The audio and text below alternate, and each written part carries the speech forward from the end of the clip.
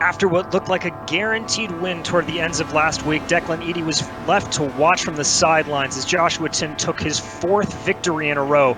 But Joshua showed he was not impervious to mistakes. Were it not for his luck that Eady crashed out, he would have given away the victory due to a spin. Cracks are starting to show, but will they break wide here at Road America? We'll have to find out as we get ready to watch round 5 of the PRL Indy Pro 2000 series, and you'll see it all here live on the Global Sim Racing channel and the iRacing Esports Network. Hi, I'm DJ Clark, and with me in the booth is Austin Puaka. Behind our scenes is our director, Joe Peak, and he's using cameras provided by Dougie Beard. Road America has been one of the most popular tracks in almost every series of iRacing. To understand why, let's head to our track guide.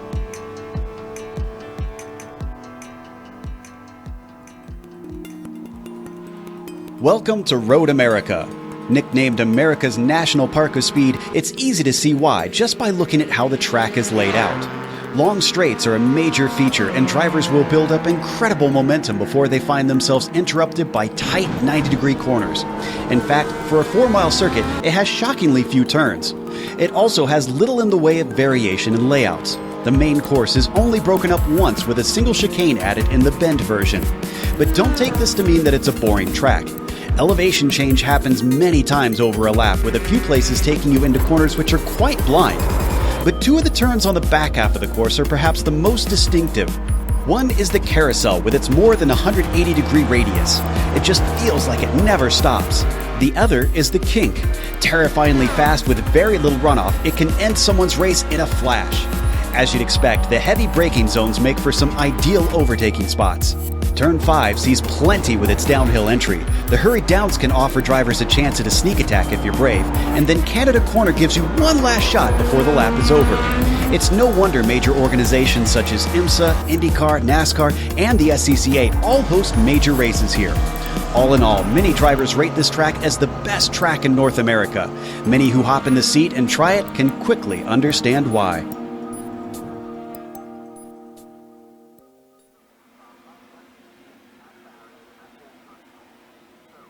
As you can see there, Road America is not only one of the best, but one of the most scenic race venues in all of North America. And here to tell us more is my co-commentator, Ozzy. Yes, hello DJ, fantastic to be here once again. And Road America Elkhart Lake, a track with many names, fantastic venue, very scenic. With these cars, however, it can feel almost a little bit boring. I mean, you're in a very small powered Little Wings car, one of the a big part of the Road to Indy series in real life, and down those straights you're like, why am I not in a full-fledged Indy car? Why am I not doing 200 miles an hour, but 150 instead? But trust me, it can still be a deceivingly difficult combo, especially with the low downforce. So let's see how those guys can make it work tonight. Well, it's going to be a great spectacle to watch, and just a reminder that tonight's broadcast is proudly sponsored by Butt Kicker. Butt Kicker products add an incredible level of immersion and realism to any game. Feel every nuance and truly put yourself in the driver's seat. Check out all of their products at thebuttkicker.com. If you want to advertise with us, GSRC offers a wealth of options to get your branding seen on a platform with over 1 million monthly impressions. If your organization is looking for a global audience to advertise with, look no further than GSRC. Follow the link in the description below to learn more.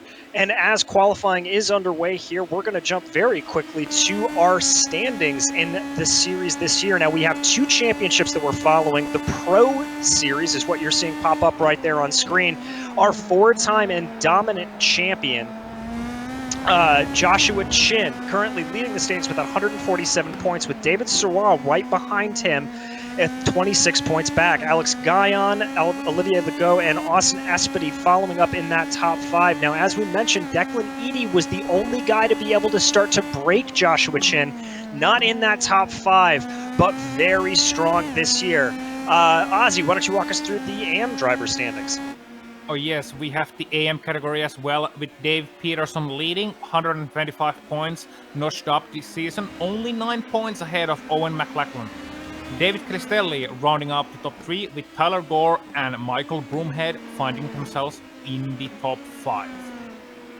And we do have one more championship on the roster here, and that is the team championship. And leading the way is Team Talent, sitting up there with 238 points. Second, Lavoie Motorsports with just 15 points back. RSR Esports in third with Blown Tranny, and Seagull Vision Racing, one of my personal favorite team names, there behind. And one last little bit of detail that we want to go through before we can get to the action on the track, and that's the race details. Ozzy, how about you walk us through it? Oh yeah, it's round 5 out of 10. We're approaching halfway point of the championship. 45-minute race, as you're used to, with open setup for these cars. That means you can adjust them however you like. There's also penalties in case you are being a naughty boy. You'll get called for Christmas, and you get a drive-through at 11 incidents, disqualification at 20 incidents. Bonus points for the pole position, fastest lap, and 3 incidents or less. And the one thing to keep in mind here at Road America, on some of these wide corners, it is very easy to pick up a few off tracks, so we may see one or two of those moments pick up as we watch here the heartbreak of last week. Declan Eady making his way around the course. Eady currently sitting in top position with a 159.757. He's got the pole right now, but Ozzy, these qualifying laps can be a little bit deceptive as they can be influenced by the draft on these long straights. Absolutely, that's gonna be a key thing in acquiring a good lap time.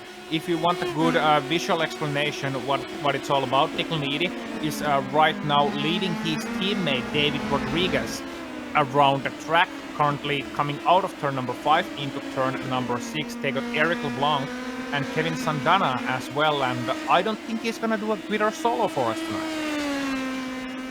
No, I don't think he is either. Now, one other thing to keep in mind, you mentioned the draft. That means that there can be a little bit of fuel saving around here. And to talk a little bit more about the fuel saving, we're happy to welcome to the booth Joseph Tebben, our pit lane reporter, to talk a little bit more about the strategy around Road America.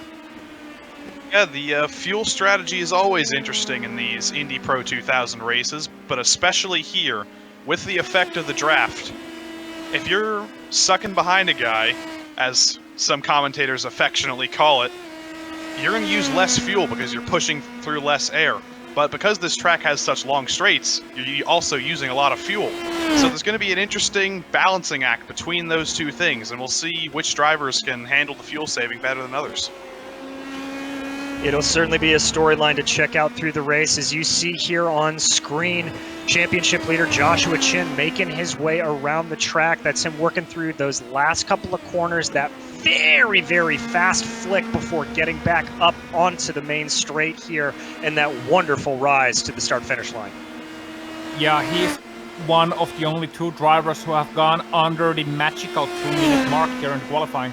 He doesn't improve on pad lap, but him and Declan Eady are the only ones to break that multi-minute barrier, with Rodriguez, Ciru, and 8 behind them.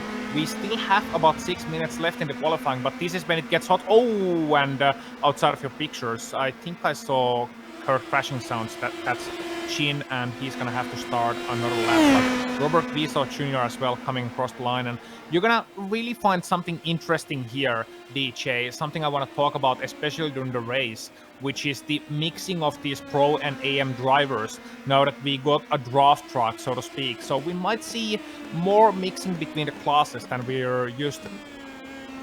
I think that's very much in the cards for us, Ozzy. As we saw last week, David Cristelli, that top-rated AM driver, really proving his worth and fighting up with the big boys, getting a top 5 there for Cristelli. Great run as we ride on board with Andreas Eich as he makes his way down here this world-famous Canada corner. Oh, I love the way that corner turns. One of the great mysteries in the world as to why it is called Canada Corner, but nevertheless, a great corner nonetheless. I think it was a couple of the workers here.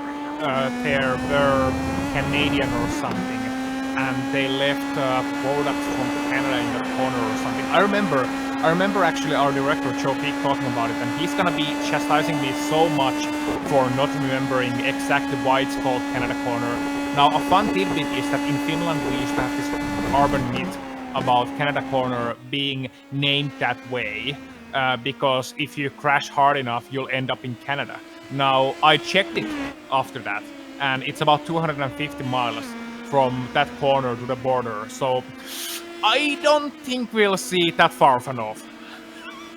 I would hope not, but we have seen these cars fly a little bit here and there, so let's hope we don't have anything that big. As you watch here, Andreas Eick working his way down these long twisting straights before they get into this sort of hurry down section. Really, really great track to be able to watch. You got to watch that off track there in that black area. You get too far over, you can get a 0x there and maybe get a little bit of an off track. Yeah, and 0x, if you go far enough out of the corner, you get a 0x from curb strikes if they're hard enough. So it's not only like a 1x, which is incident points, which is what you get from a regular off track, but you can also get a 0x. Which is from a hard enough curb strike or contact with another car. And in qualifying, that's crucial because in qualifying that will invalidate your lap. In case you're new to iRacing and don't have the rules quite down yet, that can actually invalidate your lap. So it's very important to avoid those. Very important indeed. I remember when the IndyCar series was running the full iRacing calendar during the first parts of quarantine, they were actually talking about how much they enjoyed that and wondered if they could implement it in the series.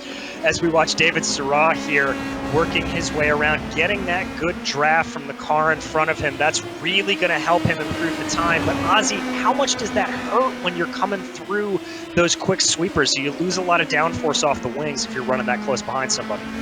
Yeah, I mean, in turbulent air, it will kind of like sag your front wing. It'll cause understeer. It will create turbulent air for your front wing. And I think he's a little bit too close to the back of Aaron Ross as well. So let's see if he was actually able to improve on that lap. I don't think he was. No improvement, so there you go. I mean, just, running a little bit too close to those last couple of corners. Ideally, you want the draft down the straight line, and then you would want the guy to pull over before the next series of corners. But, of course, if you're not teammates, then that kind of takes more coordination than drivers who are actually competing against each other are willing to do. It certainly does, and I think that can maybe be hurting some of the guys like Joshua Chin who don't have that massive team. A lot of guys running up out around in front of him. As we watch here, David Hebert working his way through these corners onto that last one before he rises up. Hebert currently all the way back in 32nd. He is the last of our drivers to put in a time, hoping desperately to turn in a better time than that 2:03 that he has, and he is not going to go faster on this lap. No, but he shouldn't be too worried. I mean, he's only 1/10 of a second away from Daniel Barnett. And when you look at the AM drivers, the fastest AM driver at the moment is David Cristelli with a 2:00.4. But then it quickly starts tumbling down into 2:01s and 2:02. So, I mean, even with that pace, he should be able to hang on to the back of the draft track. And if he keeps his nose clean during the race, he can still grab some good points.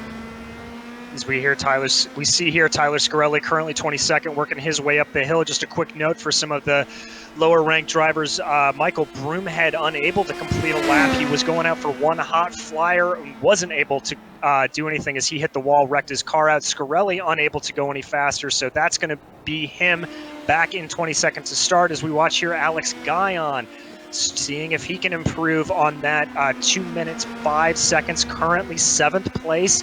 Hopefully he can do a little bit better than what he's got. Yeah, I mean, he's just coming up the hill, full throttle here. I'm not thinking quite improvement here yet. Let's see, 2:00.5 to beat. No, 2:00.7, but he still has one more lap to improve that time. And just 0.2 of a second would bring him into that top 5. So he definitely wants to be there. He does. Here comes Barry Cochran, currently sitting in 29th. He's going to be crossing the line, currently sitting with a 2:02.9, so hoping to improve on that. Nobody in front of him. I'm not sure what this time is going to be here. That looks good, but I think that's a warm-up lap, so that is not going to count. He's not going to move up at all, but he does have time to improve his time as we watch James Stacy now working his way around the track. Yeah, and he's going to be first of the drivers who are not going to be able to make it to another lap, and he's going to be gutted about that because he lost just 100 of a second to his best lap time. So, he would have wanted to go that little bit faster, wasn't quite able to find it, but, there you go. Time is a cruel mistress. Anders Aarhus as well, and I love the surname. It reminds me of Denmark, where there is a lovely place called Aarhus, and a couple of Brits who were singing Aarhus in the middle of the street. DJ? Ozzy, I love when you do that kind of stuff. It always makes me laugh as we see our host coming across the line. He is able to improve, but that's only going to jump him up a couple of spots there to 18th place as Joshua Chin crosses the line, putting a definitive stamp on it. Chin able to go with a 159.594. That is going to put him above Declan Eady right now. Not sure where Eady is on track as we watch Andreas Ike working his way around the final corner. Yeah, Ike is there, and I'm looking out of the commander window track map, and Edie is not on the track either, so he cannot improve. Andreas Ike, he could improve, currently in 5th place. Let's see what he does here. 200.2, he does improve, but does actually rise himself up to 4th place, so that's David Rodriguez relegated to P number 5 right at the dying seconds. Good lap for Ike there as we watch Matthew Hall, one of the independent drivers here, working his way up that long hill, trying to do better than a 2-minute 9-second run that he has right now. He's going to cross the line with a 2:01.1. That's not going to be fast enough. He will start in 12th place as we now watch that last driver, James Stacy, work his way through the final corners. Yep, James stays there, looking pretty good to the last corner, using all of the track and then some, but not actually gonna finish that lap, coming straight to the pit lane. So there you go. Wasn't happy with that one. And that is going to set our order here for qualifying as we get ready to grid up here at Road America for this next round of the Indy Pro 2000 series.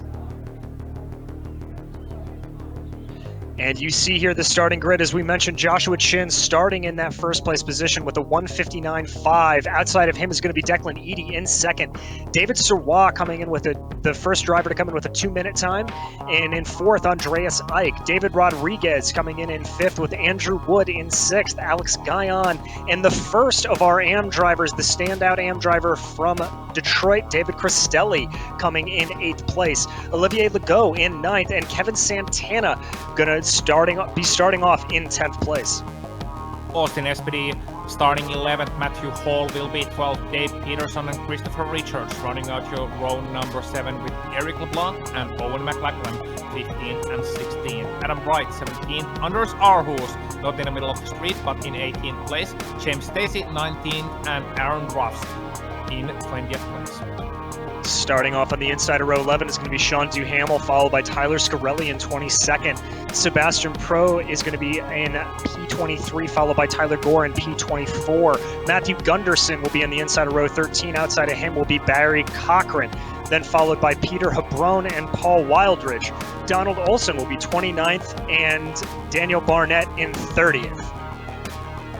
Yeah, and the last couple of places, Brian Matthews, David Hebert, Robert Wiesauch Jr. and Michael Broomhead in the outside of your top 30. Now, DJ, it's gonna be a long pace lap here. A full pace lap will have a chance to enjoy the 6.5 kilometers around Road America, and yes, I will be using metric units. Well, I'll have to try to do the calculations. I'll pull a calculator here up. But something that we don't need calculations for is going to be bringing back in our pit lane reporter, Joseph Tabin. Joseph's going to talk a little bit about the weather here at Road America. Well, there are a couple of non-metric units I'm going to use. The wind speed right now is about 15 miles per hour, but we have been seeing very strong winds throughout the practice session, throughout the qualifying, so that's going to take an effect on the race. And also, we got high temperatures. Normally, these cars race in morning conditions, but today we're racing at noon, so the track is going to be hotter, the track is going to be slicker, and everyone's going to have to make that adjustment. Thanks, Joseph. And Ozzy, do you think there's going to be anything to be doing about that increased heat? Is that going to cause a little more slippage, or is it going to be relatively nominal here for these guys running today? Well, usually with more heat, you add a little bit of wing maybe, but I don't think it's going to really be a factor. These are pretty normal racing conditions. The only thing outside of normality I'm seeing here is that, you know, we are on 24th of October. Is the race day, virtual time, race day. It's 1 p.m. We're in Wisconsin, which is pretty far up north in the United States, and it's 33 degrees Celsius. It's over 80 degrees Fahrenheit track temp, 28 degrees Celsius air temp. That's summer weather. That's like, you're going out to the beach, You're having all sorts of fun. You're bringing your beach toys with you. You're having a nice day out at the beach. That's not October weather. It's 5 degrees Celsius outside here. It's freezing. Bring me a jacket. I couldn't agree more, Ozzy. I'm from Indiana, so just about a state over and a little to the south, and I know in October I would be certainly putting on a fleece jacket around this time and bundling up around a bonfire. But as you see these guys working their way down through the track, Ozzy, what else do we need to be watching here for these guys? Any big chargers that you think we should be keeping an eye on coming up through the field? Well, I'm looking at a couple of guys through the field. I'm not seeing anyone who's really, a big charger here. Pro guy starting back, maybe Peter Hebron is going to be only 27th, but he's in the Pro League. Sebastian Proa as well, starting well outside of the top 20. So those are going to be a couple of guys I'm maybe looking at. And Aaron Ruffs as well. I remember him being fast last season when I covered this series, and he's going to be starting 20th. So these guys are going to be really, really interesting to see. And another thing I want to mention, now that you mentioned charging, is that in the start, these top couple of guys are going to try and break away. Josh Chin, Declan Eady, David Giroux, Andreas Ike, maybe David Rodriguez too. The front is going to try and break away. They don't want to battle early on. So, it's up to the mid-pack guys. If they want to keep up with the leaders, if they want to stay in the draft train, it's going to be very important not to fight early on, but instead try and make it to the train. Otherwise, they'll be relegated to mid-pack battling all day long. Now, you brought up that drafting train. Is there going to be any sort of strategy about trying to not be in the lead coming onto these major straights to get the advantage of that draft, or are you just going to want to be going foot to the floor the entire time and stay ahead if you can? You don't want to show weakness. That's the one important thing. It may sound silly, but you don't want to show weakness. You want to show pace, and the guys will be content letting you lead the race.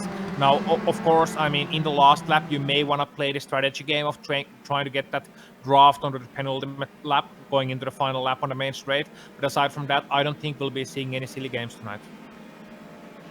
Good to know. Always like a good straightforward race as they make their way here through Canada Corner. That obviously one of the good overtaking zones.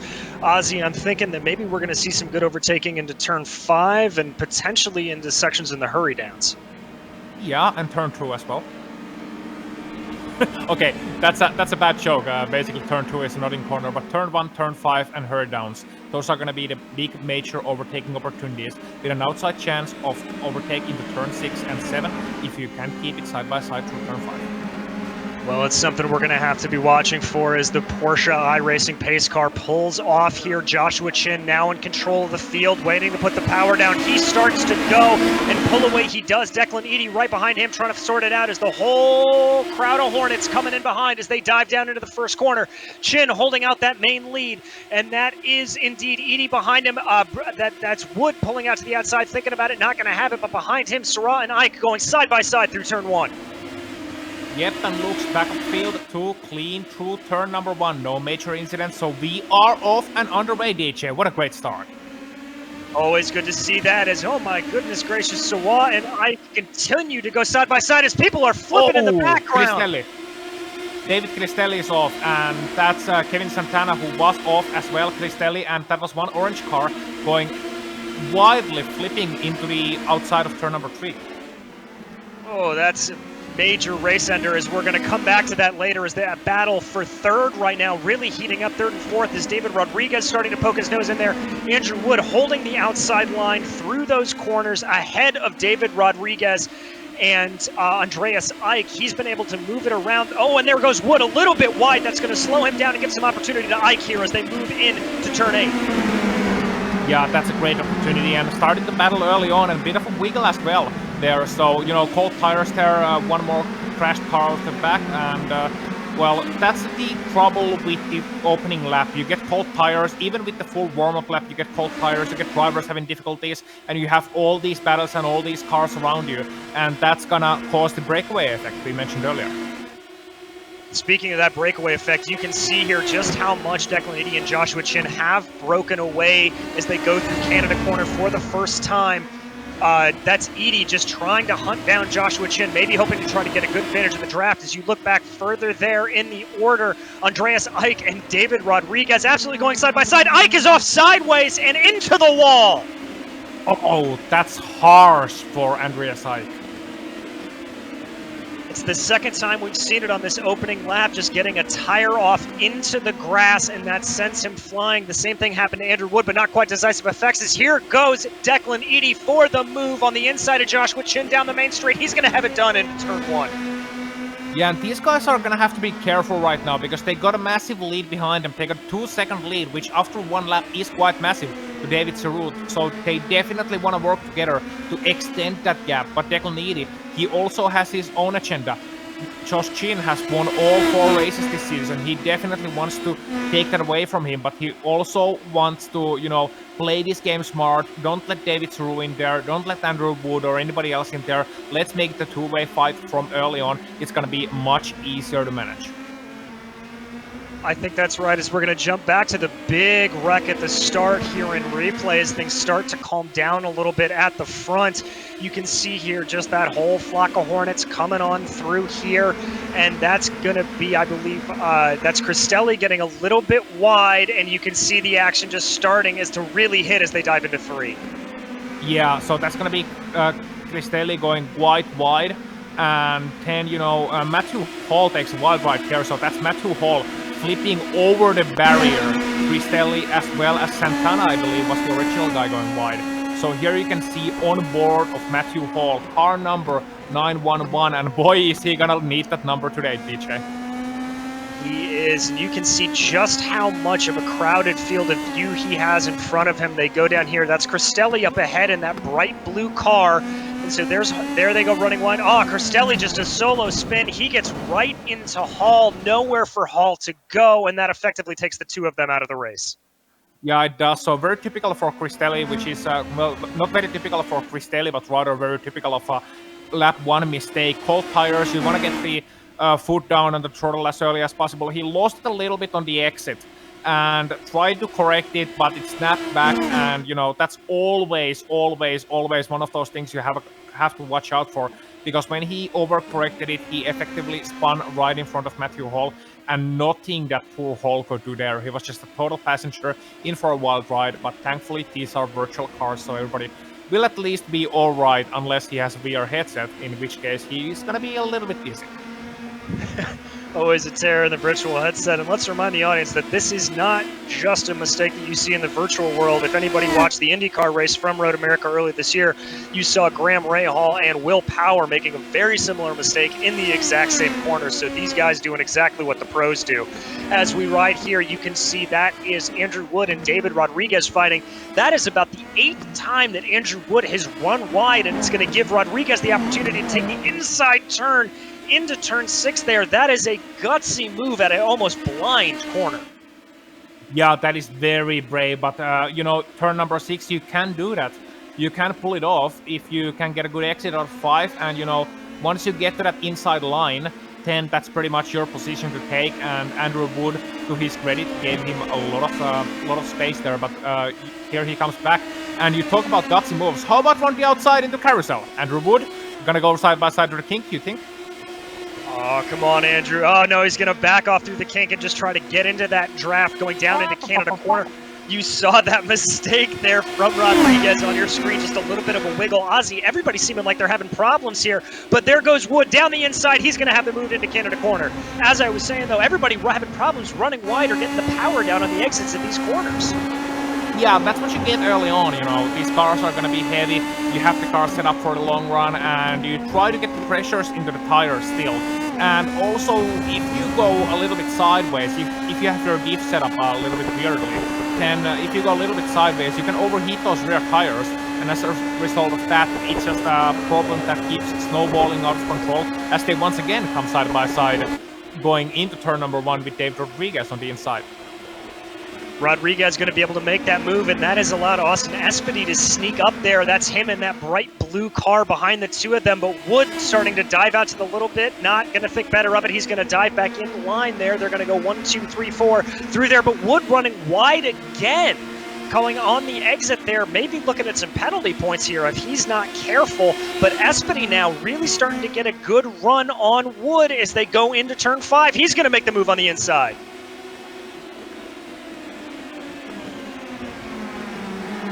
gonna get a pass as well. And Andrew Wood, nice save.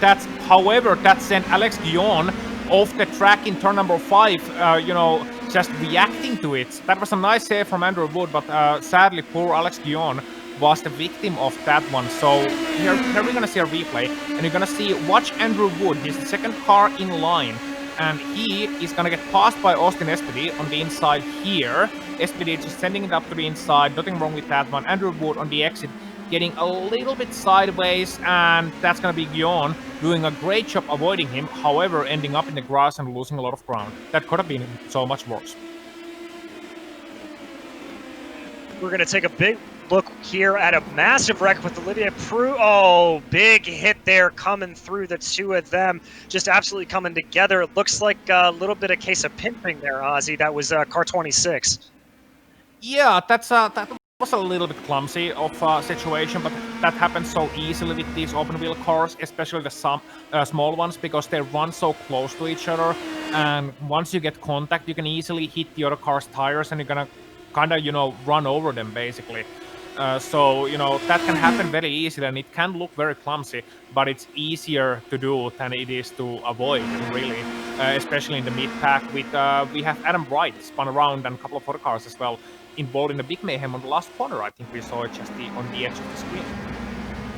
And we're going to watch the replay here as we watch that first incident we were talking about. This is White coming through here. You're going to see him coming in. This is a really tricky corner. You've got to get the power just right. Gets a little too wide on the exit, gets into the grass, and he's going to go off for a little ride into the tire barriers. Yeah, and that's Kurali as well, spinning as a collateral, really.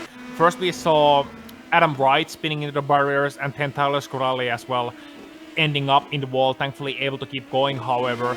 And meanwhile, a couple of guys who are not definitely spinning, Tyler Bohr is going to be in a little bit of a battle between himself and his teammate. And that is Matthew Gunderson able to pull out the head of that pack. Peter Hebron there, the really heads-up driver, able to pick up the space on Gore. So Gore's going to lose 2 places in one corner, looking to fight back. But Hebron now going to try to put the pressure down onto Gunderson. Quick note on that Gunderson and Gore, those teammates, they are both AM drivers. Hebron a pro driver. So a little bit to prove here for Hebron as they're going to work their way through the carousel. Really, really wonderful. One of my favorite corners in the absolute world to see them go through here. You can see Gore trying to take a little bit of a different line, trying to get some fresh air on that wing and maximize the downforce before they go into the kink. Yeah, and let's see if he can make it work for him. So he's gonna get a good run into Canada corner. Is he gonna go to the inside? I think it's gonna be good job. He's gonna do the right. Yep, he's going to the inside, but he's a little bit slower down the straight line, and I'm not really sure why. Maybe a little bit more wing in that purple and green car, and as a result of that, not quite able to get it done. Now, how much of a difference on the setups do you think these guys are running here, Ozzy? There you see Gore trying to make a move to the outside on Hebron. He's not going to get it, going to get a little squirrely. I thought he was going to make for the over-under, but he's got a one-way ticket to the kitty litter, and that's going to allow Barry Cochran to go by him, as long as Robert Besaw Jr. and Aaron Roofs, as Gore tries to get back on the track and get that power under him. Yeah, so that's the kind of mistake you don't want to make at this stage of the race. Wow. Meanwhile, I think DJ, we should go to the lead because Josh Chin is making a move, and he actually got past Dickel Needy into turn number 5, so that's very interesting. And the reason why we're not getting so hyped up as we would normally get about the lead change is that these guys were expecting them to work at least a little bit together, and I've been watching with my other eye Josh Chin for the last couple of laps, and he's been waiting. He's been waiting behind Dickel Needy, but now he decided he doesn't want to wait no more. No, I think this is almost, we've seen it, we saw it last season in this series. It's very similar almost to an oval strategy. That they're kind of trading places back and forth, wanting to pick up on that draft, do it as well. As now Chin is in the lead. He's got about a 4 or 5 car length advantage over Edie, but Edie will be able to try to claw that back. As we're going to jump back here, you can see it. This is Donald Olson, Sean Duhamel, and Matthew Gunderson. The battle for 13th as they're going to make their way through the carousel here. Gunderson obviously able to get around his teammate earlier in that battle that you saw, and now setting his sights up ahead on the road. We're going to go to Joseph here, who was taking a look at Aaron Roofs, who I think had a problem in turn 1. Unfortunately, Aaron Roofs has been having a bit of a troublesome race. He has just spun at turn 1, recovered without any damage, but if you remember earlier, he was involved with, I believe, Kevin Santana, whoever that was in the orange car, so bit of trouble at the start of the race. Roof is going to have to work his way back up. He is, as we're going to have to jump back up front, as we were right. Declan Eady closing that gap, a little bit of lap traffic in front of him. That is Adam Wright. He's going to stay to the right. Eady now going to get a good run coming into that turn 3. He's going to try to maximize it here all the way down into turn 5 and see if he can capitalize on that draft. But Chin just looks like he got a little bit of a better run off of turn 3. Yeah, and they were doing solid lap times with Edie leading. Josh Chidin is now heading the way, and Edie seems to be content staying behind him, and this actually can work for Edie's advantage in that he now has a chance to save some fuel too, because we are expecting if these guys, don't manage to get the best of one another, but are coming to the pit lane this close, and we are going to be expecting pit stops later in this race, then, the one who makes the shorter stop essentially can win out, and that's where the fuel saving comes into effect, where, you will need to pit anyway. But the more fuel you save, the shorter your pit stop is going to be. Indeed, as you now watch a replay here, this is David Rodriguez trying to work his way around Austin Espedy just a couple of minutes ago, making that dive into turn 5. Rodriguez going to almost beach his car on the rumble strips there. That's going to affect his turnout coming into turn 6, and he is not going to be able to get that move done. He now currently sits about 0.4 of a second back of Espedy as they work their way through the kink and down to Canada Corner. Rodriguez may try a move here if he's got a lot of guts. I think he's going to. He dives to the inside. Espedy tries to force him a little bit, but Rodriguez has that preferred line. He's going to stick it there. Espedy not giving up, but Rodriguez able to get the car just in front of him. I think Espedy is going to want to come back to Bill Mitchell. Maybe no, he's not going to go for that move, but that was really aggressive from David Rodriguez. That was fair, but he put his car right on the third racing line, and that's what you call an open wheel overtake, where you just take the space away from your driver on the exit corner. You come out just ahead of them, and that was really, really well measured by David Rodriguez. But from Austin's point of view, that's going to look also really aggressive, because suddenly from a side-by-side situation, you just get left no room on the exit, and he looked down to the inside into one, but nothing happening there. So it's going to be still Rodriguez, Espedy, and Andrew Wood, who are in this little bit of a ding-dong battle for 4th place.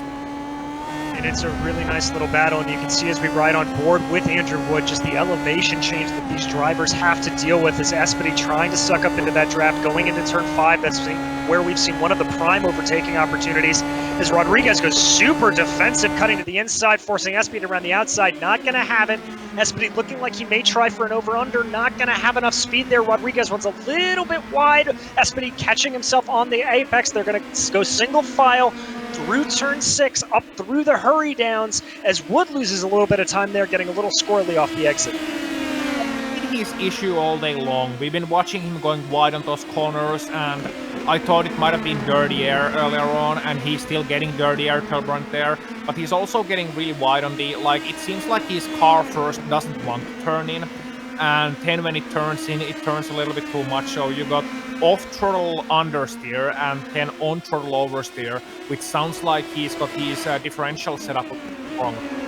As we jump up to the front, that's going through Canada Corner. Joshua Chin going super wide through there, and he and Declan Eady are going to almost touch wheels coming through those last couple of corners. Chin going to have the advantage here. Eady pulls out to the outside line. Chin not letting him have it. They're going to dive down, make the run up the hill. It looks like Eady could get a little bit of a run here and maybe make a challenge into turn 1. And this is manna from heaven for David Giroux, who was starting to lose these guys. But Declan Eady, once again, he wants to battle. Yep, he goes side by side once more. They're going to be side-by-side coming into turn 1. Eady, eager to prove himself after the mistakes of last weekend, is going to have that preferred line and get P1 away from Joshua Chin, but Chin not backing out easily. He's going to be right up Eady's gearbox here as they go through turn 3. Nothing happening there, but we've seen that prime overtaking opportunity into 5. Chin right in the catbird seat for a good draft. You saw the understeer from Dirty Air really playing into effect at turn number 3. Josh Chin not getting it turned in properly, and as a result of that, he's gonna be fended off by Declan Eady, but he's gonna try to run the outside still, and that's gonna be very brave. And oh, look at that exit from Josh Chin! Brilliant, absolutely world class. Absolutely incredible. Just that little bit of snap oversteer that Chin was able to hold on to. Runs a little bit wide there coming out of turn 8 as they make their way, excuse me, that was turn 7, as they now make their way into turn 8, setting up for the carousel. Edie not really having anything here. He's going to hope to claw back a little bit as they work their way through this amazing corner and down into the kink. And you can see how up to the inside Declan Eady really holds it. He doesn't want to let it run any way from the inside because he's in the dirty area. He knows that he's going to be a little bit slow through the carousel, but after the kink, this is where the draft plays out. I don't think he's going to have him into Canada corner, but he might have him if he stays this close. Yeah, he falls back onto the main straight, he tries. Now, get a good exit from Bill Mitchell then into the last turn. Try and just get that power down nice and early. Don't wiggle too much, Declan, and you'll have him into turn number 1. That is what he's thinking of. And Josh Chin actually running a little bit wide from the apex as well. A little bit wide entry, and that's going to be more good news for Declan. Edie now right in that draft. And just to note, we don't need to jump back to it, but David Rodriguez has gotten around Austin Espedy for fourth place. As you see Edie here getting that great draft, goes to the inside into turn 1.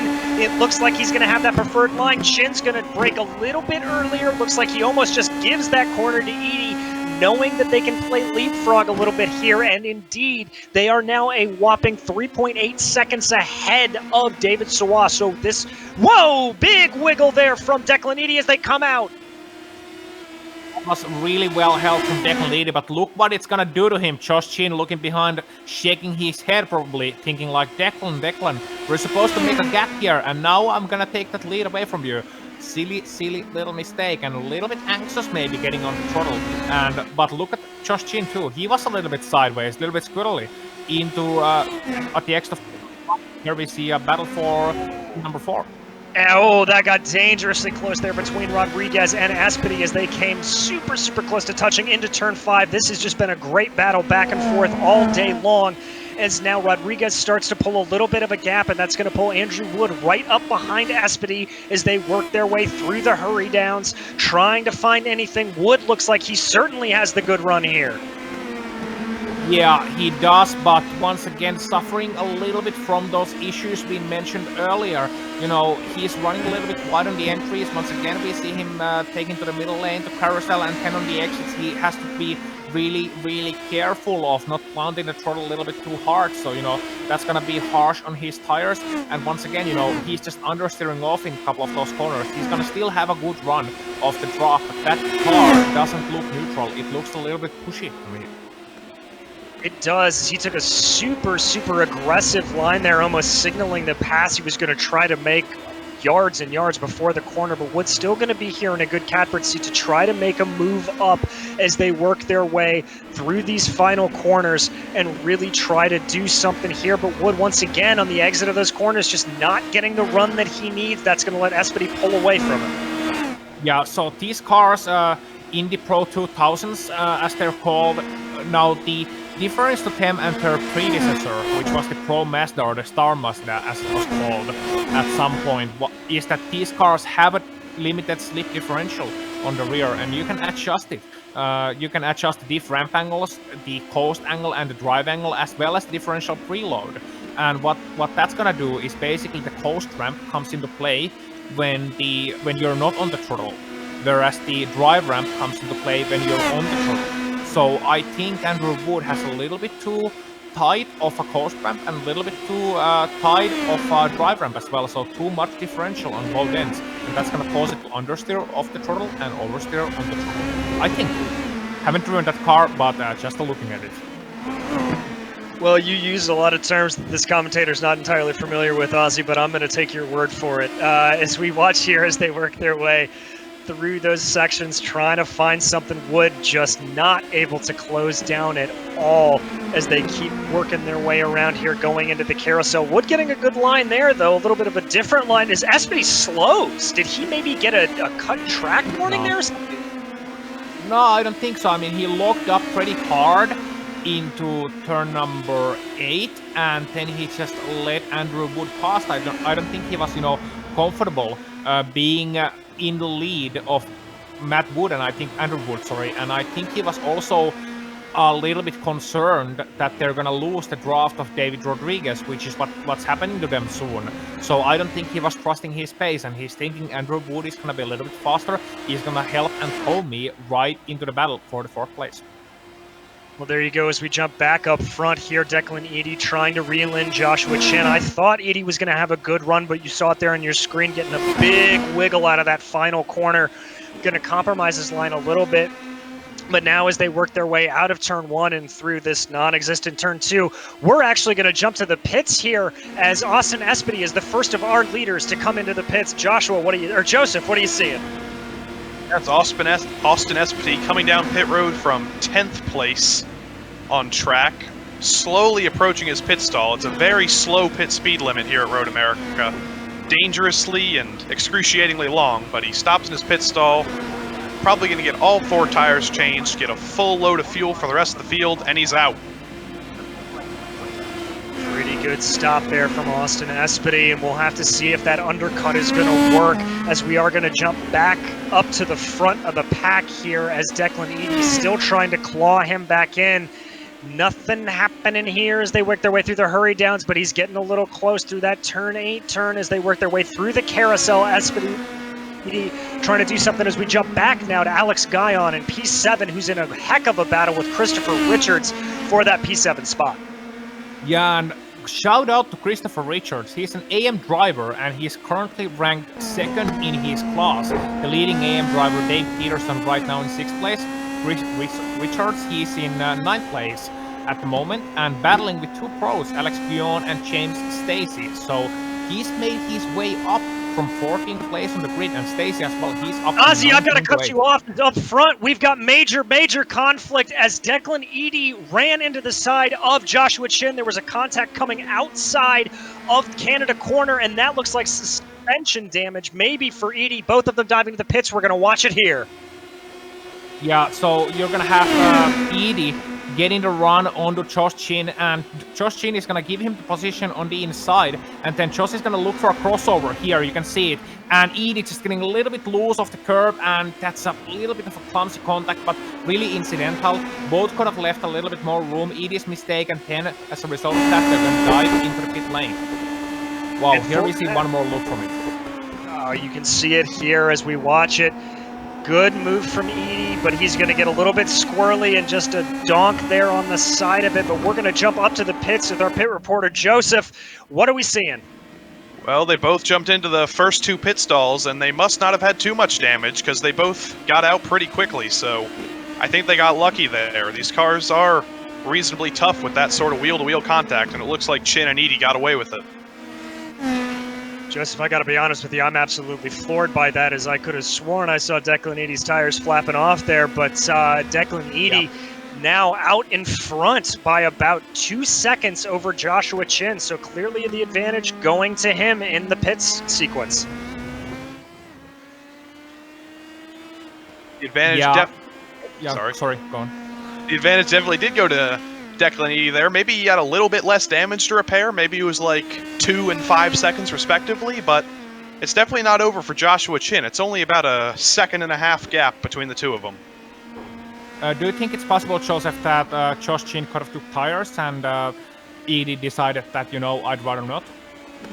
That is also a very real possibility. I'm not sure the tire wear is too bad around here, so maybe Eady didn't think the tires were necessary.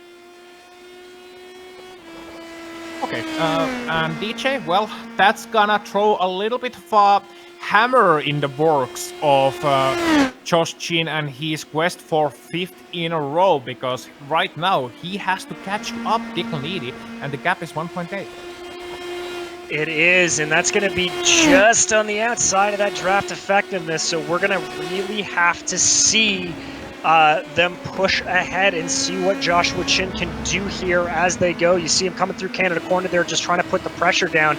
Eady able to hold it down, and Joseph, I understand that you're reporting both of the guys took tires. Yep, looking at the timing and scoring here, both of them took tires, and the difference between the stops was actually only 1 second between the two of them, so that may just be who was better on the throttle or who just waited too long. Well, there you go. You can see what a good pit sequence can do for the both of them there. As you watch on screen here, that's Edie leading Chin. Once again, that gap about 1.8 seconds. David Sirwa completely dropped back then, about 5.8 seconds behind them. So they have completely gapped him, as all of our field at this point has pretty much made their one mandatory pit stop. And there you see Joshua Chin pushing very hard, running a little bit wide. That's going to drop him a little bit back of Edie. Ozzy, is Chin maybe going to be pushing a little bit too hard here, you think? Well, I think he wants to get up close quickly because, we don't have forever in this race. We have about 17.5 minutes left in this event, and as a result of that, Josh Chin, he can't wait for too long, and he doesn't want Declan Needy to get away with it easy. And as a result of that, I think he wants to make up the gap as soon as possible, as we are seeing now 12th, 13th, and 14th, Aarhus, Gunderson, and LeBlanc in a bit of a battle, and I love these mid-pack battles. They're always wilder than what you get up front. Oh, they are. It's very much the guys that just have nothing to lose, trying to fight for every position they can. As I thought there, Matthew Gunderson was going to make a hard move, but that is going to be LeBlanc now trying to make a move. Gunderson going to the outside of Aarhus, going to run a little bit wide. LeBlanc now going to try to make a move back up the middle. No, they're going to stay single file through turn 6, but we'll have to see what happens in the hurry downs. Yeah, we will have to see, and wow, that was pretty wild stuff for both of them.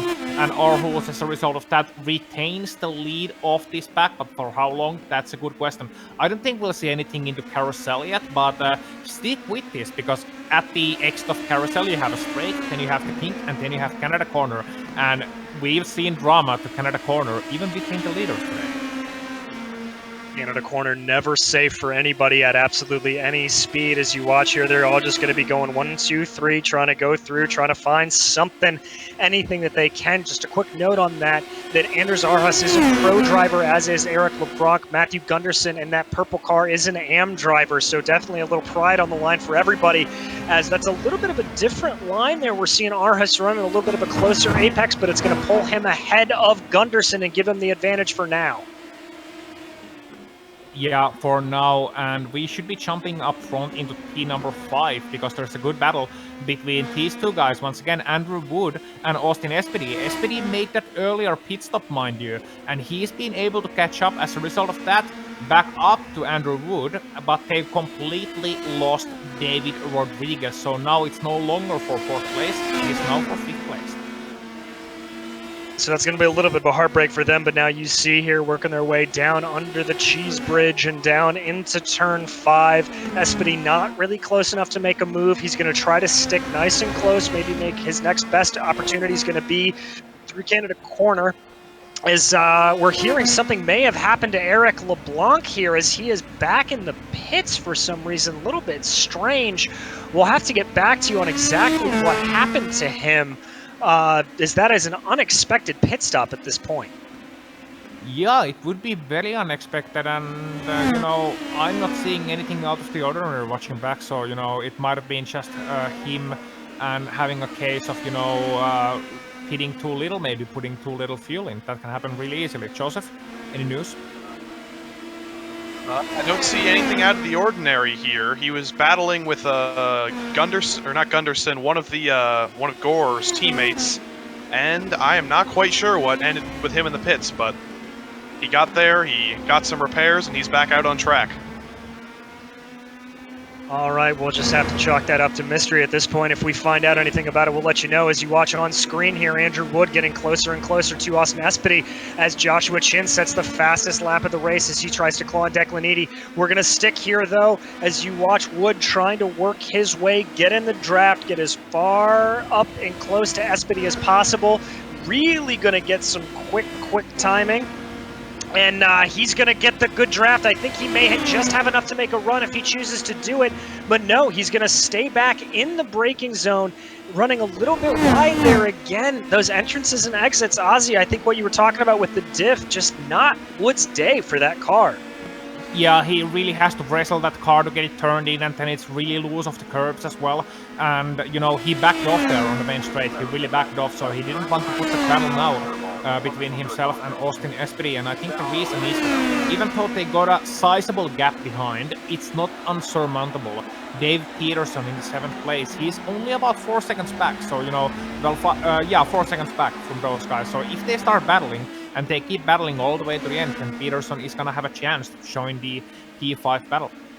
And we're going to jump back up to the front here because your eyes are not deceiving you. Joshua Chin has caught Declan Eady only about 0.4 of a second back as they work their way through the kink and down through Kettle Bottoms, working their way towards Canada Corner. Chin able to claw back that about 1.8 second gap all the way up. He's going to make a move to the outside of Canada Corner. That's a gutsy move from him there. Chin trying to make it work. It's a little squirrely. Edie's going to be able to hold him off as they come back through turns 13 and 14. Chin now, his next best opportunity is going to be on the main straight. Yeah, Chin is really, you know, he's really playing with his meal before he decides to eat it. That's Josh Chin looking to the outside, seeing that, okay, Declan, you can hold off the inside. You know what? I can make passes from both sides. And that's what he's thinking. And he's really slow roasting Declan Eady here. Once again to the inside, and this time Declan doesn't defend. Yeah, Declan going to let him go here. I think part of what Declan Eady is going to be thinking about... Oh, they're going to come together again! They're going to come together again. Chin slides through the corner. Eady goes off into the gravel. Chin is going to pull off into the distance. I don't know how much damage either of them sustained. They are both able to carry on. But once again, these leaders coming together. Yeah, and this is just Josh Chin, you know, he's drifting all the way to the left in the braking zone, and that's what you don't want to do, leaving Declan Eady with very little room. Now, Declan may have inched just a bit to the right, but that's just Josh Chin trying to pinch him off, coming into the corner. And the last thing you want to do with these race cars, with any race car, is move under braking. They got away with it, no damage, but that's going to be gutting for Declan Eady, who had such a difficult season so far, and really a chance to fight for the win here at Wisconsin, and it all most likely goes away to nothing. Absolute heartbreak for Declan Eady. You mentioned it, a little bit of a rough season. He hasn't been on the podium since the first round of this series. We're going to jump back to the battle for 12th, 13th, and 14th. Again, that's going to be Gunderson, Duhamel, and Arhus. The name switched around just a little bit. That's Gunderson leading the trail with Duhamel in the middle there, and Arhus trying to make something, anything, as they work their way down into turn 5. Yeah, so gonna be very interesting to see how this one plays out. Very interesting line from Matthew Gunderson there. You saw him really, like, you know, braking early and turning sharply into turn number 5, whereas most drivers prefer to carry a little bit more speed through there. But look how it worked out for him, you know. He can really make that car turning nice and smooth, almost driving it like a GD car as opposed to an open wheeler. So let's see if this is a trend or if this is just a one-time thing. No, looks like a more of a normal line through turn number 8 here. So, you know, Sean Duhamel just following him, trying to make sense of that one. And Anders Arhus really using a bit of a different line there, holding it more to the inside and then trying to get a good exit pathway out of Carousel. So I'm definitely thinking, you know, Arhus, well, he's a pro driver. He should be the fastest of the 3, and he's going to get a great run at Duhamel, I think, in that corner. And there you see him making the move on the inside of Canada Corner around Duhamel. He's going to try to hold that line. No, he's going to back off, let Duhamel go. Duhamel's going to run a little bit wide there, and that's going to allow Arhus to make a crossover. He's going to hold it back again. Arhus, discretion, the better part of valor here for him as they work their way up the hill. It's going to try to probably make a pass going into turn 1 now. Oh, and right of them, that's a Gunderson, a big contact with Gunderson and Sean Duhamel, 2 AM drivers who were doing so well. And you said discretion, better part of valor, where Arhus couldn't definitely see that one coming. Gunderson trying to gap them, and look at the exit of the corner. He's just gonna run a little bit too wide, catch the tire on the grass, trying to save it back, cuts the grass again, and then right into the racing line. And that's a heavy contact. Absolutely nowhere for Duhamel to go on that, and that's going to end both of their races. You can see him coming back in. We're going to watch this one more time. This is from Arhus's point of view. You'll be able to see everything absolutely perfectly here, working their way through those final corners, trying to find something. You can see Gunderson there, that green car just ahead, starts to get wide there, catches it, comes back, gets the grass again, and blammo, right onto Duhamel. And Anders Arhus says, thank you very much, I'll take both of those 2 positions, moving him up to 12th place. Yep, and I think he saw that one coming. He saw on the exit of the corner a little bit of smoke, a little bit of a car getting sideways, and then he thought, the one place he's not gonna be is the inside of the track if he overcorrects it. And once he saw the car coming back, he was like, yep, he had a bit more time to react. And as a result of that, that really played into his hands so well. And Duhamel nowhere to go but into the car in front of him, into the Gundersons. So that's bad luck for those guys. Good luck for Anders Arhus. He's gonna continue in 12th place. And well, I've been looking at that 5th place battle, and we're looking at it on screens right now, DJ. Austin Espedy and Andrew Wood round, well, whatever number it is now. Yeah, they just keep going at it. Is Wood now able to get the advantage, going to get the preferred line and take the lead of that battle, getting him into P4, coming off of turn 1 and through that sort of questionable turn 2, turn 3 complex there. Wood's going to be able to get a little bit of a fight there. Once again, you've been pointing that out all day, Ozzy, as now Espedy going to be hoping to take advantage of the draft down into turn 5. Yeah, so, those guys, we've been pointing out, it's once again understeering and then oversteering on the exit corner, so he's having real difficulty with that one. Now that should get easier as the race rolls along, with the car behaving a bit better once it's lighter on fuel.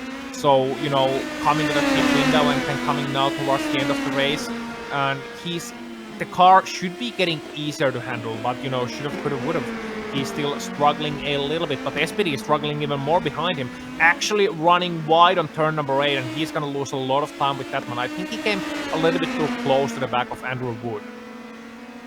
Yeah, it looks like he just had to fight it. We're going to jump up to P3 here, as it looks like that incident between Joshua Tin and Declan Eady has either damaged Eady's car or his psyche, and it has allowed David Surratt to really close up. Only 0.6 of a second back. You can see how much he's been clawing back there. Almost a second a lap over the past 2 laps. Averages out to about 2 seconds, if I'm right. But that's Surratt closing in now on Declan Eady. He's going to be in the draft of Eady for the first time since about lap 3. So this is about to get very interesting for second place. Yeah, that might be just Declan Eady's day, going from back towards 202.1 last time around for Declan Eady, 200.9 for David Surratt. 1.2 seconds once again clawed back out of that gap, and now they're within touching distance, and we still have 5.5 minutes to go. We have about 3 laps to go in this race, and Declan Eady just desperately trying to stay away from David Surratt, but David Surratt's having none of it. I think he wants the second place, and why wouldn't he? And I think he may try to go for it here as they dive down into turn 5, and looks like Eady almost just gave him to the spot. I'm starting to wonder if Eady maybe has some damage on that car that we can't see, that's just absolutely slowing him down, because he did not put up any sort of a fight there to David Surratt. Man, Joseph, I think you were on the pit lane listening to the radio communications. Yep, he came on the radio to say to David Surratt, just take it. Take the position. We don't need to battle anymore. So it seems like Declan Eady is just trying to nurse this damaged car home, if it even is damaged. Sometimes in these cars you can have phantom damage where you think you're driving a damaged car, but you're actually not. But you're just as slow anyway. So we'll see what's going on with Declan Eady at the end of the race. Yeah, we definitely will. That car looks pretty good, but the underside of the car, the underbody of the car could be damaged. And as we know, that can have a big effect on the driver, maybe something on the suspension, the chassis. Either way, DJ, we are not getting a good battle for second place by the looks of things, but we're once more getting good battles on screen. We are indeed, as that's Austin Espedy trying to claw back from that early mistake he made and challenging David Rodriguez. You saw him there trying to go wide around the carousel. He's now going to take the outside line through Canada corner, back off just a little bit of it, fall back in line, getting nice and squirrely. There's Rodriguez, as that's going to give a prime opportunity for Espedy here as they go into the final couple of corners. Espedy right up his gearbox, going to hold back and just get that draft going down the main straight.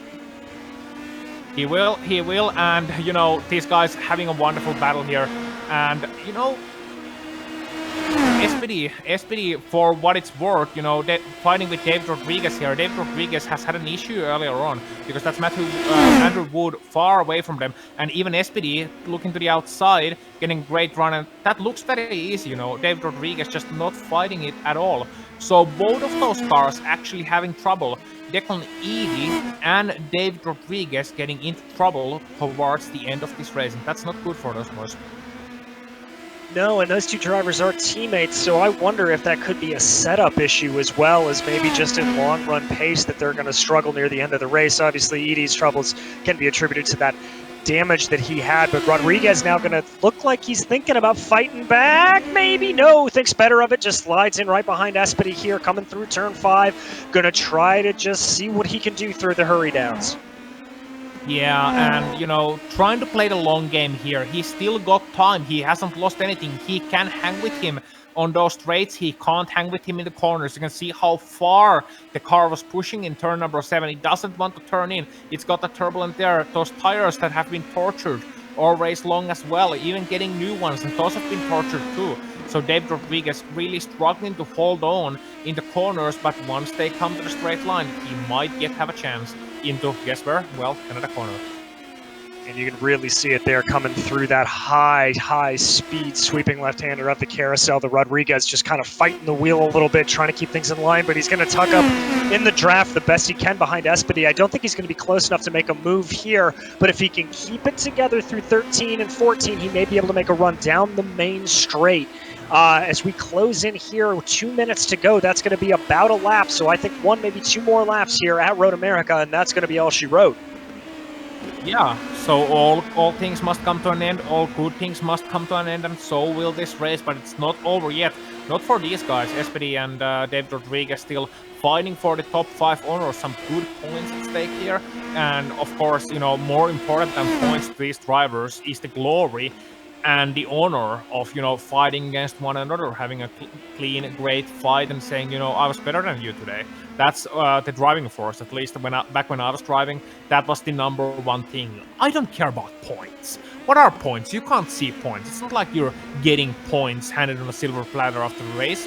It's not like you're getting, you know, certificates out of points or anything, but what you will get is that satisfaction of not only being ahead, but also beating another human being, crushing them. And that's what David Rodriguez is trying to do, but outbreaking himself. Bad. Yep, I think Rodriguez was taking your advice a little bit too close to home there, and just ran very wide on the entrance there coming into turn 5, and that's pretty much going to get Austin Espedy a bigger advantage, probably about 10 car lengths, about 0.8 of a second, now separating the two of them, one of our closer battles on track. So Espedy looking like he's going to be go here as we're going to jump up to the leader, Joshua Chin, who has been able to pull out a 7-second advantage on David Sarra as he works his way through the back corners. Yep, coming to white flag this time around, and you know, we speculated earlier on in that battle with Declan Eady, who's gonna beat it? Is Declan Eady finally gonna be the savior and, you know, the one who can beat Josh Chin this season? Well, turns out Declan Eady was not the guy. Josh Chin played his cards right once again, persevered through the battles, persevered through the earlier damage, a little bit of contact, the pit stops, and he's gonna be the master of Road America in about, another 3.5 miles. Don't count your chickens before they hatch. I was about to say, Ozzy, I'm going to knock on every piece of wood I have around my broadcasting station right now to make sure that's okay. As we watch Chin here working his way down under the cheese bridge and into turn 5 for the last time of this circuit. It's a little bit of lap traffic in front of him up the road, but I don't think it's going to bother him too much as he executes a perfect drive out of turn 5 and up the hill into the blind turn 6. Yeah, and coming towards turn number 7, following Oliver Legault, who is in 20th place, almost a lap down. And Oliver actually, you know, he wants to finish on the lead lap. He does want to. I don't think Josh cares about that, to be honest, but he doesn't have to hurry anywhere. He can finally, you know, not hurry through hurry downs, not hurry through carousel, and actually appreciate the wonderful scenery. Why don't they make racetracks like this anymore?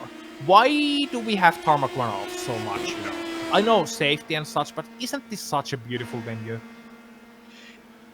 It truly is, although we are getting told in our ear that the sight lines aren't exactly lovely, but I have had the experience of sitting in Canada Corner, and I can tell you that the sight lines there are quite spectacular. As you see Josh Chin making his way through that very corner, he's going to make his way up around the track and up through turn 14. Up through turn 14 right now. Just a quick note in the back that David Rodriguez did get by Austin Espedy, but we're going to stay with our leader here, Joshua Chin, as he climbs this epic hill and will take his another consecutive victory here in the Indy Pro 2000 Series. 5 races, 5 wins for Joshua Chin. It's been perfect so far from him. And behind him, it's gonna be David Surul. He was kind of quiet all race long, but managed to claw back into second place, just ahead of Declan Eady. So he's going to take that, but we're going to jump back to P4 and P5, who are still furiously battling it out here. That's Rodriguez and Espedy. Rodriguez weaving this way and back, trying to break the draft, and he's going to be able to hold it at the line for a P5 over Austin Espedy. Wow, that was more than one move from David Rodriguez, I think. I think the FIA, if they would be sanctioning this series, they would have a couple of words to say about that. Good battle on screen as well. This is for P12 right now. That's Tyler Gore and Ambulance Arhus as they make their way out of Canada Corner and through turns 13 and 14. That's Arhus behind, trying to find anything. Both getting a little bit squirrely. They're out of 13. They're going to dive into 14. Arhus taking a wide line, trying to maximize the speed. I think he had to fall back. Is Arhus maybe running out of fuel or something? He just lost a whole bunch of time there. Yeah, I think he was getting a little bit precarious off into the last corner, and as a result of that, lost that position to Tyler Gore on the last lap. So Tyler Gore, all quietly, an AM driver, mind you, finishing home in 12th place after starting 24th. And I think he might be one of the hard chargers. I think you will indeed, and we'll be able to tell you exactly who that hard charger was and more when we come back to the PRL Indy Pro 2000 Series. We'll have interviews right after this break.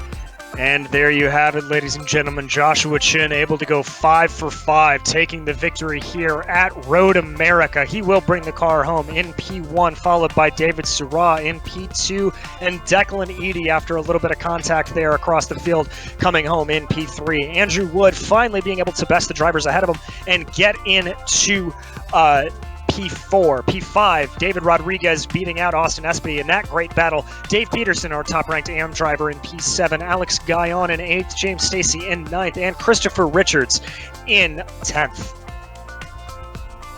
Owen McLachlan gonna finish in 11th place ahead of Tyler Gore, who made it to 12th in that last lap. Anders Arhus 13th, Donald Wilson 14th. Also our hard charger of the day, making up 15 places.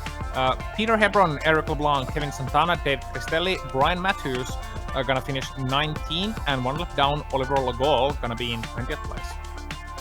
And bringing up some more of our drivers in finishing a lap down, David Hebert in 21st, Daniel Barnett in 22nd, Adam Wright in 23rd, Tyler Scarelli 24th, Barry Cochran 25th, Andreas Eich 2 laps down in 26th, Matthew Gunderson 6 laps down in 27th, Sean Duhamel in 28th, Robert Bissaw Jr. in 29th, and Aaron Roofs in 30th place.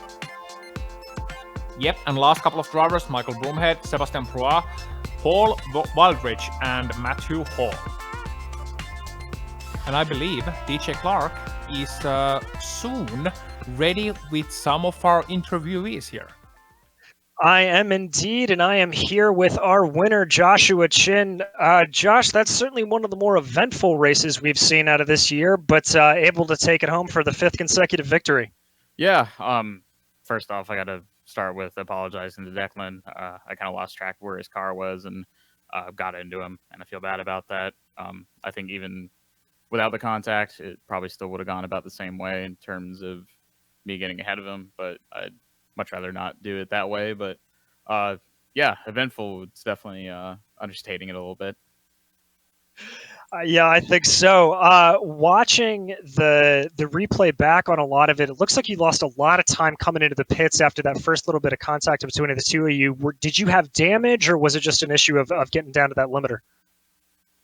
No, I was right behind him on pit road entry. He didn't take tires, so I did. And it was the same as last week, so I probably lost about 1.5 2 seconds there, and then getting the tires back up to temperature for about 2-3 laps, losing a little bit of time there. Gotcha. Well, you're pretty much just establishing an absolute stranglehold on the championship this year, and we're headed to an oval next week, headed to Gateway. How do you think you're going to do?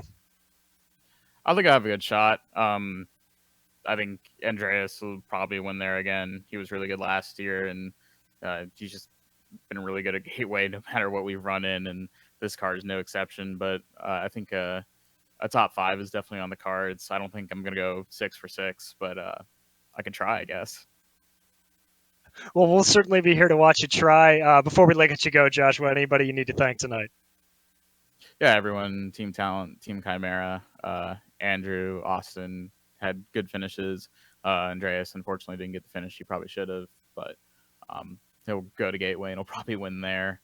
And thanks to Craig Setup Shop and Wygan's Sim Shop for the rig, you can get that same setup that I ran tonight on Craig Setup Shop, and it runs pretty well. So fantastic. Joshua, congratulations and thank you for talking to us. We're now going to turn it over to our pit reporter, Joseph, who is going to be standing by with David Sirah. Yep, David Sirah, once again, the leaders run into trouble, and you pick up the pieces. Another second-place finish. How'd you pull it off? Yeah, thank you. It was a nice race. It was a lonely one. Pace was good. The Lavoie Motorsport Nitro 360 cutting offer car was running well here. I wanted to catch the draft with the leaders in the first lap, but I lost a little bit of time defending. So from there on, I was alone all race long, except when I passed Declan Edie, who was damaged, I think. And I believe I heard Declan Edie on the radio say, take the position. Was he just letting you by at the end there? Yeah, I think he was just looking to lose as little time as possible. So I think he wanted to follow my draft and be sure to finish on the podium. And well done on that podium. And is there anyone you'd like to thank for your second-place finish? All the admins and of course Lavoie Motorsport and Nitro 360 and Karting Offered, and you guys, you're doing a very good job.